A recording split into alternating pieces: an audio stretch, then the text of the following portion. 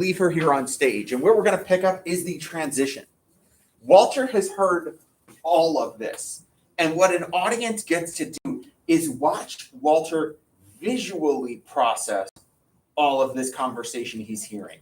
And so the audience sees him sit up, sees him think, listen, react without having to talk. And so we notice there's some stage direction here as these characters trade out. The guy leaves, Beneath sits down, and then Walter enters and starts to rummage through things. He's feverishly looking for something. Would anyone like to take a guess what Walter is looking for? Maybe the card Lindner left. He is looking for the card that Carl Lindner left when he came to visit. Why? He has heard all of these ideas, and especially the one that probably bothers him is the option that his sister may leave. And so he thinks, I can solve this problem by contacting Lindner and getting the money there. As he is rummaging, Benita is going to turn and spit venom. This is her chance to just, they haven't really had that confrontation yet after they found out Walter lost everything. And so here she's just going to be nasty.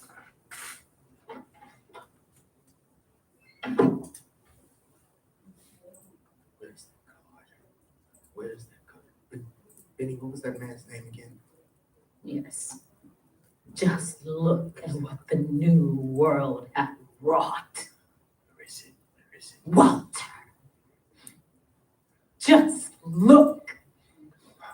There he is. Monsieur le petit bourgeois noir himself. There he is. Symbol of a rising class. Entrepreneur. Titan of the system. Did you dream of yachts on Lake Michigan, brother? What's that man's name? Did you see yourself on that great day, sitting down at the conference table, surrounded by all the mighty bald-headed men in America, all halted, waiting, breathless for your pronouncements on industry, waiting for you, chairman of the board? Ah, there it is. Lindner. Who was that? Where did he go? How do I know? Maybe he had an appointment at U.S. Steel. You didn't say nothing bad to him, did you? Bad? To him? No, I told him he was a sweet boy, full of dreams, and everything is strictly peachy keen. Oh, Benny. Mom. So here we're going to switch. You notice that Benita is going to kind of take a break for a little bit from being the focus, even though she's still there. And we're going to bring in Mama. Now notice your stage directions here with Mama. She is lost, vague, trying to catch hold, to make sense of her former command of the world, but it eludes her. And so we said that, for a good part of this play, Mama steps forward and takes control of this family. And when Walter makes this choice, Mama kind of trusted in him. Here, you take the money, you do this. I only ask one thing, if you put the money aside for your sister. It's like, oh my God, this is my fault. She's got that guilt that hangs on her. She just doesn't know what to do. And so we see that a sense of waste overwhelms her gait, her walk. A measure of apology rides on her shoulders. And so where does Mama go? She goes back to her plant. Remember, this plant was from early in the play. We've seen it a bunch of times. It's this idea of nourishing and growing something, much like a gardener grows a garden, a parent grows their children, if you will. And so we see Mama go back to this plant. She picks it up and she takes it to the windowsill and sits it outside. And she stands and looks at it a long moment. Then she closes the window, straightens her body with effort, and turns around to her children. Ain't it a mess in here, though? I guess we all better stop moping around and get some work done. All this unpacking and everything we got to do. One of you better call the moving people and tell them not to come. Tell him not to come. Of course, baby. Ain't no needing them coming all the way here and having to go back. They charge us for that, too. Lena, no, we gotta go. Benny, tell her we can still move. The note ain't but $125 a month. We got 4 grown people in this house. We can work. This just ain't our time to be trying to take on something like Lena, I'll work 20 hours a day in all the kitchens in Chicago. I'll strap my baby to my back if I have to and scrub all the floors in America and wash all the sheets in America if I have to, but we got to move. I mean, we got to get out of here. No, I sees things differently now. Been thinking about how we could fix this place up some. I seen a secondhand bureau over on Maxwell Street just the other day, fit right here. And we can put up them new curtains in the kitchen and some nice screens in your room round the baby's bassinet. Why this place be looking fine? Cheer us all up so that we forget trouble ever come. Sometimes you just got to know when to give up some things and hold on to what you got. Okay, so it becomes a little jumbled here in the script, you notice, where they're cutting lines out and doing some things. But main idea-wise, you notice that Mama here is trying to make the best of the situation, but Ruth is frantic. Remember, Ruth saw this house as the opportunity that they needed. She's decided to keep this baby. She sees that it's got it. We have to make this happen. There has to be some forward progress. Come on, we can work for this. She's trying to pump, and we're going to bring Walter back in. And so Walter's going to kind of present, hey, here's what I've done again.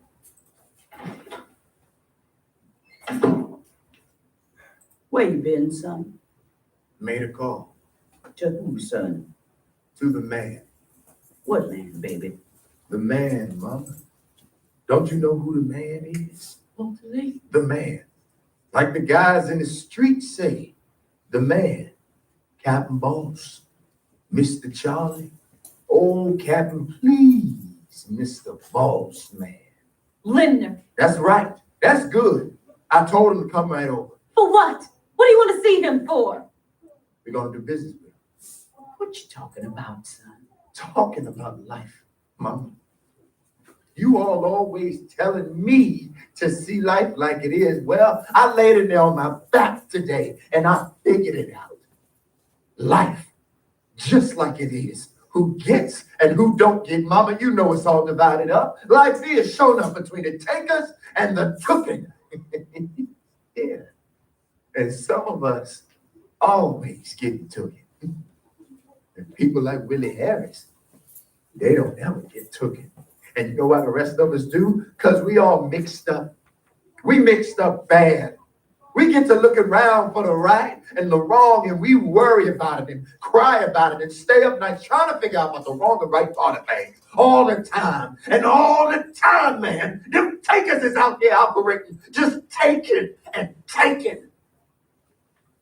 Willie Harris. Oh, shit. Willie Harris don't even count. He don't even count in the big scheme of things. But I'll say one thing, bold Willie. He's taught me something. To keep my eye on what does count in this world. Yeah. Thanks, Willie.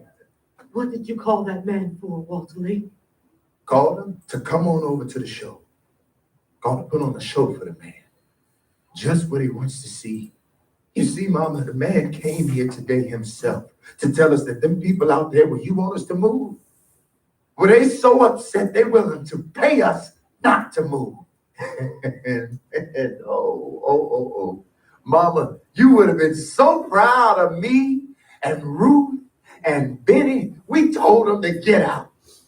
Lord have mercy. We told the man to get out. Oh, we were some proud folks this afternoon, yeah. We were full of that old time stuff. Are you Okay, talking so about before we taking get them? too far, let's talk a little bit about some of the things that Walter is talking about that are a little more abstracted that I don't want you to miss out on. Walter keeps talking about who he called, and he keeps referring to him as the man. Are you familiar with the concept of the man?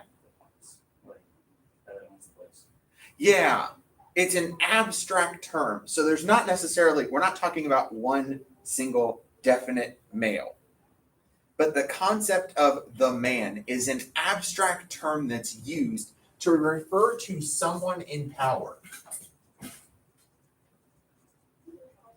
And usually it's someone who's in power over you, and especially in in the time period of the play, the concept of the man is usually seen as a white man. It is sometimes government, but not always.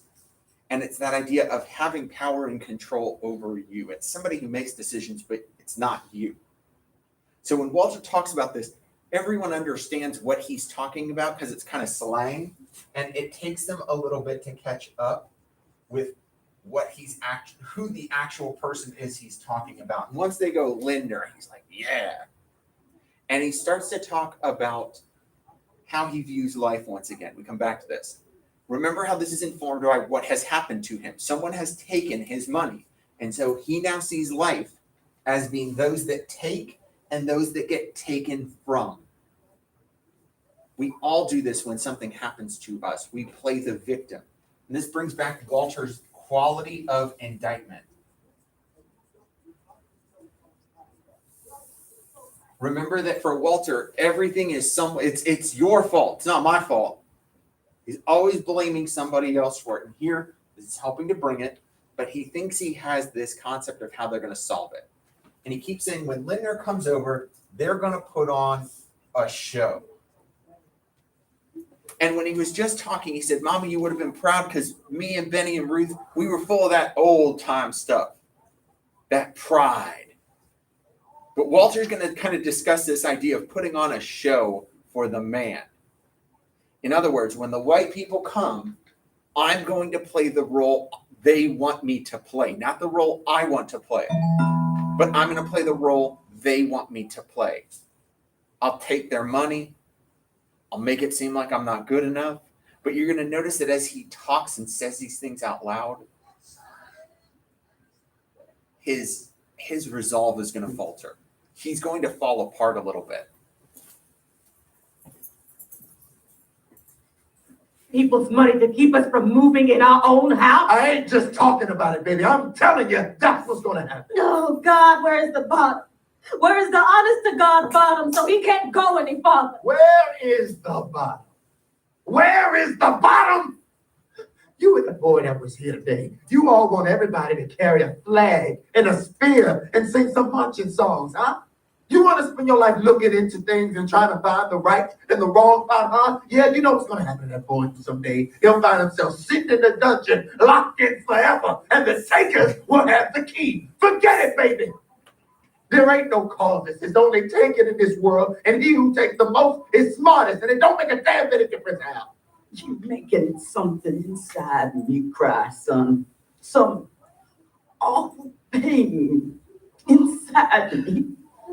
Don't cry, Mama. Understand. That white man is going to walk in that door and going to write checks for more money than we ever had. It's important to him, and I'm going to help him. I'm going to put on the show, Mother. Son, I come from 5 generations of people who were slaves and sharecroppers. But ain't nobody in my family never took no money from nobody. There was a way of telling us we wasn't fit to walk the earth. We ain't never been that poor. We ain't never been that dead inside. Well, we are dead now. All that talk about dreams and sunlight that goes on in this house, it's all dead now. What's the matter with you all? I didn't make this world. It was given to me this way. Hell yes, I want me some yacht someday. Yes, I want to hang some real pearls around my wife's neck. Ain't she supposed to wear no pearls? Somebody tell me who decides which woman is supposed to wear pearls in this world, and I'll tell you that I'm a man, and I think that my wife should wear some pearls in this world. Baby, how you gonna feel on the inside? Fine. Gonna feel fine. A man. You won't have nothing left, Walter Lee. A man, I'm gonna feel fine, Mama. I'm gonna look that son of a bitch in the eyes and say, that's your niggerhood out there, and you got the right to keep it like you want. You got the right to have it like you want. You just write the check, and the house is yours. And I'm gonna say, and you people just put that money in my hands, and you won't have to live next to this bunch of stinking niggas. And maybe I just get down on my black knees. Captain, Mr. Boss Man. Oh, yes, a boss. Yes, a great white father. You just give us in that money for God's sake, so we ain't gonna come out there and dirty up your white folks' neighborhood. And I'll feel fine. Fine. Okay, let's talk about where we are here. Walter processes all of this stuff, and Mama tries to pull him back. I come from sharecroppers. I come from slavery. We've never taken money that makes us feel like we're less than anybody. But Walter frames this in terms of, hey, all you people want to talk about your dreams. You want to talk about dreams and sunlight. And this takes us back to Mama's plant. It takes us back to when Ruth talked about the baby. And when they bought the house, she said, is there a lot of sunlight out there? Walter wants to talk about these things. And then he turns his dreams into the things he wants. Yachts and pearls, material pieces. We go back to the conversation from Act 1 that we wrote about, where Walter sees life as money. And that's what I want. Mama's still hit in that same place about, it's not about money. Life is not about money. And then Walter frames it into being a man. This has been his struggle in the play. Mama, if you make decisions, how can I be the man of the house? What does a man look like? How does a man act? How does a man do? Think about how after Mama trusted him with the money, Walter had that conversation with Travis and talked about providing for his family, offering Travis opportunities, and wanted Travis to be better than just a bus driver. But then here, he thinks that this is what he needs to do to prove his manhood. And as we get to that last stretch of lines, notice that the truth comes out in Walter's words. He uses the N-word in a way to basically show that he understands what Mama is saying, but he doesn't know any other way to express it. He's stuck in this bind. I know what this is going to say about us.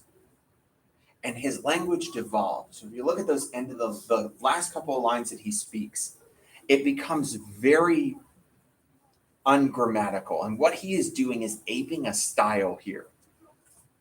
In the early part of the 20th century and the late part of the 19th century, I don't know if you've talked about this in history class. If you haven't, maybe you won't. I don't know.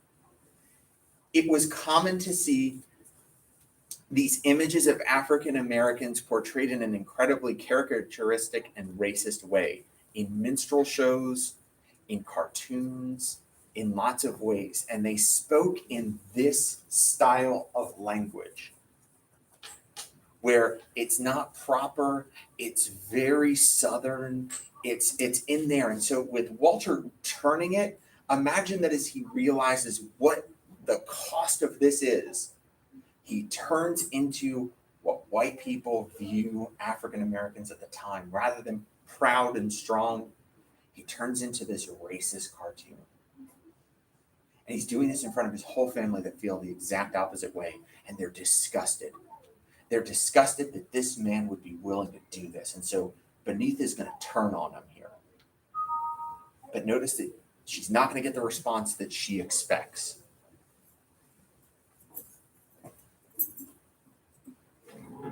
That is not a man. That is nothing but a toothless rat. Yes, death done come in this here house. Done come walking in my house. On the lips of my children. You were supposed to be my beginning again. You were supposed to be my harvest. How did we get to this here place? You mourning your brother? He's no brother of mine. What you said? I said that individual in that room is no brother of mine. That's what I thought you said. You feeling like you better than he is today? Yeah. What you tell him a minute ago? That he wasn't a man? Yeah. You give him up for me? You done wrote his epitaph too? Like the rest of the world? Who give you that privilege? Will you be on my side for once? You saw what he just did, Mama. You saw him down on his knees. Wasn't it you who taught me to despise any man who would do that? Do what he's going to do. Yes, I taught you that. Me and your daddy. But I thought I taught you something else too. I thought I taught you to love him. Love him. There is nothing left to love. There is always something left to love. And if you ain't learned that, you ain't learned nothing. Have you cried for that boy today? I don't mean for yourself and for the family because we lost the money. I mean for him, for what he been through and what it done to him. Child, when do you think is the time to love somebody the most? When they done good and made things easy for everybody? Well, that ain't the time at all. It's when he's at his lowest and can't believe in himself because the world done walked him so.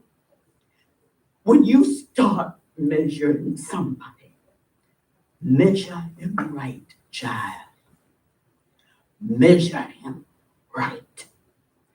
Make sure you done taken into account what hills and valleys he come through before he got to wherever he is.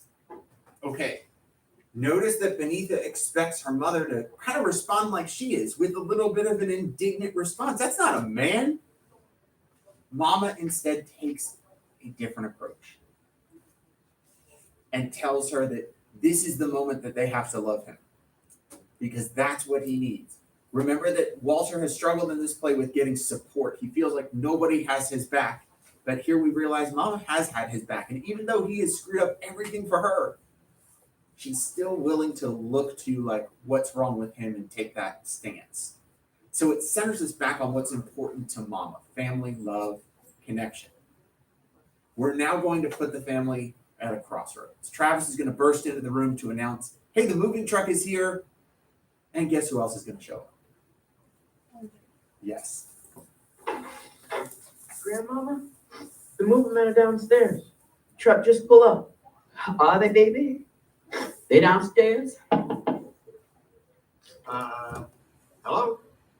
Walter, he's here. Wow. I certainly was glad to hear from you people. You know, life can be really so much simpler than people let it be most of the time. Well, with whom do I negotiate? You, Mrs. Younger, or your son here? Notice that your stage directions are really clear here. As Lindner shows up, everyone else in the family kind of ignores him and tries to push Walter forward. You called him, you deal with him. Here he approaches Mama to be like, hey, the house is in your name. You bought it. I deal with you, right? She puts her hands in her laps and kind of looks off to the side. Nope. Travis is still here. And so you're going to notice this is going to become a thing. We're going to use Travis here to try to make Walter own it. What is it, Grandmama? Just some official papers, Sonny. Travis, you go downstairs. No. Travis, you stay right here. And you make him understand what you're doing, Walter Lee. You teach him good, like Willie Harris taught you. You show where our 5 generations done come to. Go ahead, son. Go ahead. Well, Mr. Linder, we called you Because, well, me and my family, well, we are very plain people. Yes, well. I there's the mean, young- I worked as a chauffeur most of my life. And my wife here, she does domestic work in people's kitchens. And so does my mother. I mean, we are plain people. Yes, I see. And Mr. my father, well, he was a laborer most of his life. Yes, yes, And I my understand. father, he almost beat a man to death once because this man had called him a bad name or something. You know what I mean? No, no, I'm afraid I don't. Well, what I mean to say is that we come from people who had a lot of pride. I mean, we are proud people. That's my sister over there. She's going to be a doctor. And I'm very proud. Well, I'm sure that's very nice, but What I'm telling you is that we called you over here to tell you that we're very proud. And then this Travis, come here. This is my son. And he makes the 6th generation of our family in this country. And we have all thought about your offer. Well, good. And we have decided to move into our house. Because my father, he earned it for us, brick by brick. And we don't want to make no trouble for nobody or fight no causes. And we will try to be good neighbors. And that's all we got to say about that. We don't want your money.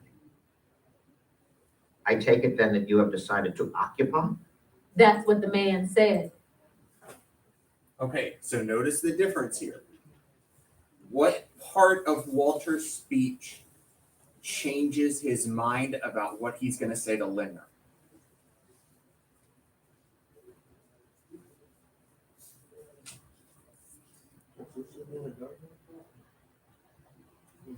I think that's part of it, because he goes around and kind of realizes the people that are there.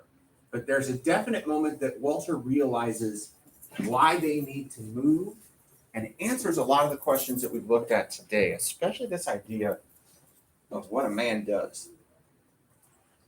What does he say about his father? Uh-huh. You work hard. Yeah, but there's one other thing he says.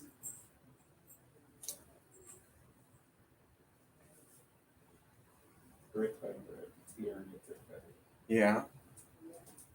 But there's something else that he mentions about his dad, and you can notice that the whole scene kind of changes, that Walter's hesitant, he's groping for words until he realizes something about his dad. He talks about a fight his dad got in once. He says his dad almost killed somebody. Over what? We know what word it was. Notice that earlier, Walter was willing to say that word as a way of, yeah, I'll take the money so that you don't have to live next to us. And then as he's talking about this, he realizes that his father once got so angry about it, he almost killed somebody over it. And yet here's Walter willing to take money to be called the same thing. We notice that here Walter realizes what a man really does. Travis plays a role in that. Keeping Travis there makes Walter be honest. You can't make a deal that's going to involve your son without your son being here. You look at him, you make him understand it. And we start to see that processing happen, and Walter comes to this decision. And notice that once he says that bit about his dad, he asks Lindner if Lindner understands. And notice that Lindner says, no, I don't, because Lindner can't. I mean, I'm white. What's the worst word that somebody could use against me? Cracker? Peckerwood? They're nowhere near any kind of anything. So for Lindner, he can't understand what that's like. He never could. Not at all. And so as he looks at the family, once Walter says we're moving, is that your decision? Notice what Benitha says. It's what the man said. Remember, this is Benitha who just a couple of pages ago were like, that's not a man, that's a toothless rat. She was very clear about how she felt about her brother, but here in watching him stand up, now opinions have changed. So we're going to usher Mr. Lindner out, and we're going to resolve. Then I would like to appeal to you, Mrs. Younger. You're older and wiser. I'm And I- afraid you don't understand. My son said we was gonna move and there ain't nothing left for me to say. You know how these young folks is nowadays, mister. Can't do a thing with them. But Goodbye. if you're that final about it, there's nothing left for me to say. I sure hope you people know what you're getting into. Well, for God's sake, if the moving men are down here, let's get the hell out of here. Ain't it the truth? Well, look at all this here mess. Ruth, put Travis' good jacket on him. Walter Lee, fix your tie and tuck your shirt in. You look just like somebody's fooling. Oh. Lord have mercy. Where is my plant? Y'all start down. Travis, child, don't go empty-handed. Yes, ma'am. Ruth, where did I put that box with my skillets? I'm gonna make us the biggest dinner we ever ate tonight. Honey, what's the matter with them stockings? Pull them things up, girl. Mama, Oscar guy asked me to marry him and to go to Africa. He did. Well, you ain't old enough to marry nobody. What pieces do you want me to take down now? Darling, that chair ain't no bale of cotton. I got to sit in it again. I had that chair for 25 years. To go to Africa, Mama. Be a doctor in Africa. Yes, baby. Africa? What do he want you to go to Africa for? To practice there. Girl, if you don't get all them silly ideas out your head, you better marry yourself a man with some loot. What have you got to do with who I marry? Plenty. Now I think George Murchison. George Murchison? I wouldn't marry him if he was out Oh, of see the that? So notice that we're going to get rid of those two characters first. They are the first to kind of leave the stage for the rest of the play. And they go out arguing again, just like they started the play. But we notice that it's back to that playful arguing that they do. They pick on each other, they're siblings, we get it. We now leave Ruth with Mama for a moment before we kind of let Ruth leave too. And then there you go. Just running your mouth and you'll never know what you're talking about. Oh, yeah. They something all right. My children, yeah, they something. Let's go, Lena. Yes, I'm coming. Ruth, Yes. he finally come to manhood today, didn't he? Kind of like. The rainbow after the rain. Oh, yes. Y'all come on now. These people charge us by the hour, you know. All right, Walter, honey. Go on down, Ruth. I'll be down directly. So notice that we end with these stage directions. We give Mama a moment here alone on stage, and she looks around. If you've ever moved, you know this moment. It's the last moment you spent in that house, apartment, building, area. You look around and you notice the emptiness of it. In a place that always might have felt small to you, now it seems so big because it's empty. And you look around and you see the things that used to be there. And you see the parts of the room that things might have happened over time and you remember things. But for Mama, this is 45 years worth of memories. Raising 2 children, losing her husband, doing all that. And so she stands and she processes and she looks and she takes a big breath that you can tell she's holding in the tears. And she lets it go slowly. And then she walks off stage, except that she forgot something. The plant. We let it sit there for a moment on its own before Mama comes back in, grabs it, and then we drop the curtain or turn off the lights. We end the play that way. So the last thing we really see is that plant, that reminder of family. Notice structurally, this plays like most fiction pieces you know. When we talk about fiction plots and how they develop, we have a long build to a climactic moment, and then a very quick resolution. And here, look at your resolution. It's like 2 pages. This climax is definitely the moment that Lindner shows back up and Walter has to stand up. We've been building towards it the entire play. But then that quickly, it's almost more like this. Okay, let's move. Let's go. And so as we end, we notice that we hit a lot of big meanings here towards the end of the play. We bring up once again these definitions of life. We hit again what it takes to be a man. What is manhood? We again discuss these concepts of how a single object can represent something larger with Mama's plans. So that ends this work. We will not be moving away from it in the next few days. We will instead engage. Next week, we will take a test over Act 3. The test will look a little different because there will be some short answer questions on it. Obviously, if we just did multiple choice, there's not a whole lot to ask about. I'd end up having to ask you like really nitpicky questions that don't matter. Instead, we're going to get you to see how you can talk about that play. We'll review and look at the test next week. We will also get ready to write an essay over it. In the few minutes that we have left